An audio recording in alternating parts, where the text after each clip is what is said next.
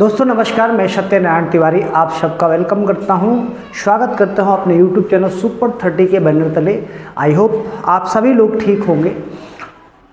Again मैं एक GK series के बौद्ध एंड जैन धर्म के टॉपिक पर दूसरा वीडियो लेकर आपके सामने समकक्ष उपस्थित है और इसके बारे में जाने। ये जितने भी हम प्रश्न आपसे वर्णन कर रहे हैं ये रेलवे के RRB group D SM CC परीक्षा में आए हुए हैं और ये कई बार आए हुए हैं, जो परीक्षा अत्यंत ही महत्वपूर्ण और अत्यंत ही बहुत ही महत्वपूर्ण है। तो उसके लिए जो आपके लिए आपके काम को आसान बना सकता है और आप इससे जागरूक हो सकते हैं और आप इसे तैयारी में 4 चांद लगा सकते हैं, 2 गुना तेजी से तैयारी कर सकते हैं।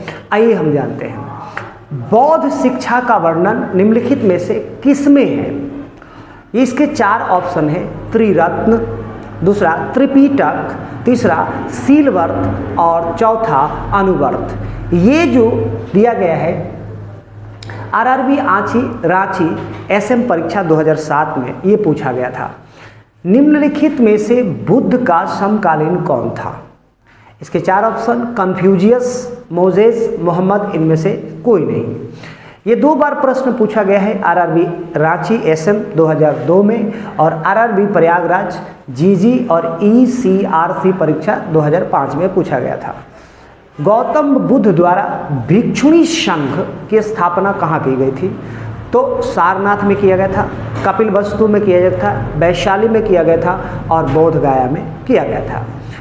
ये प्रश्न पूछा गया था आरआरबी भुवनेश्वर एएटीए ईसीआरसी परीक्षा 2006 में पूछा गया था।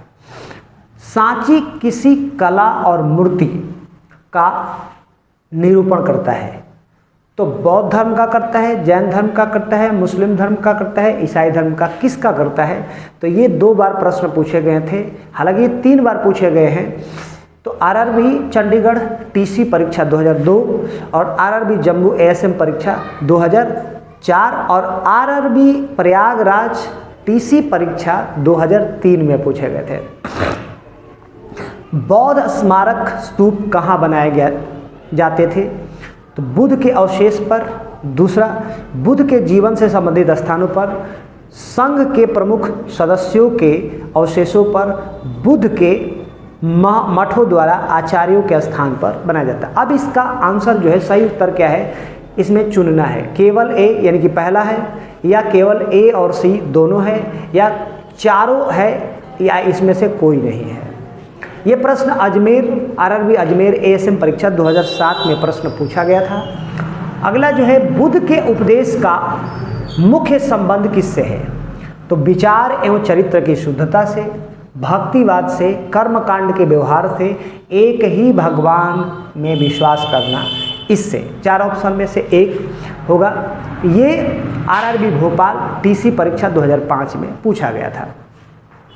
अगला प्रश्न है, कपिल वस्तु संबंधित है किससे। महात्मा गांधी, महावीर स्वामी, भगवान कृष्ण और भगवान बुद्ध किससे संबंधित है। यह प्रश्न पूछा गया था आरआरबी अहमदाबाद टीए परीक्षा 2005 में। 8वां प्रश्न है, चतुर्थ बौद्ध सम्मेलन किसके शासनकाल में हुआ था। अशोक के शासनकाल में, चंद्रगुप्त के, कनिष्क के या चंद्रगुप्त विक्रमादित्य के शासनकाल में हुआ था। ये प्रश्न आरआरबी कोलकाता टीए परीक्षा 2001 में, टीए और एसएम परीक्षा 2001 में पूछा गया था। अगला प्रश्न है, बौद्ध धर्म से संबंधित अर्धगोला का अंत्योष्टि संबंधित टीले को क्या कहा जाता था। तो पहला स्तूप, दूसरा तोरण, तीसरा विहार, चौथा दुखम। ये आरआरबी प्रयागराज एसएम परीक्षा 2001, आरआरबी जम्मू एसएम परीक्षा 2001 में पूछा गया था। आजीविक संप्रदाय के संस्थापक कौन थे। उपाली, आनंद, मक्खाली गौशाल और रघुल लोभद्र। आरआरबी प्रयागराज जेसी परीक्षा 2009 में प्रश्न पूछा। अब इन सभी के हम आंसर का जानते हैं। तो 10वें से शुरू करते हैं। आजीविक संप्रदाय के संस्थापक जो थे मक्खाली गोशाल थे, जिन्होंने इस संप्रदाय के बारे में सोचा था और इसका स्थापना किया था। बौद्ध धर्म से संबंधित अर्धगोला का अंत्येष्टि संबंधित टीले जो होते हैं इसको स्तूप कहा जाता है। ठीक है, आइए जानते हैं चतुर्थ बौद्ध सम्मेलन किसके शासनकाल में हुआ था। तो कनिष्क के शासनकाल में हुआ था चतुर्थ बौद्ध सम्मेलन, क्योंकि वो बौद्ध धर्म के उपासक थे।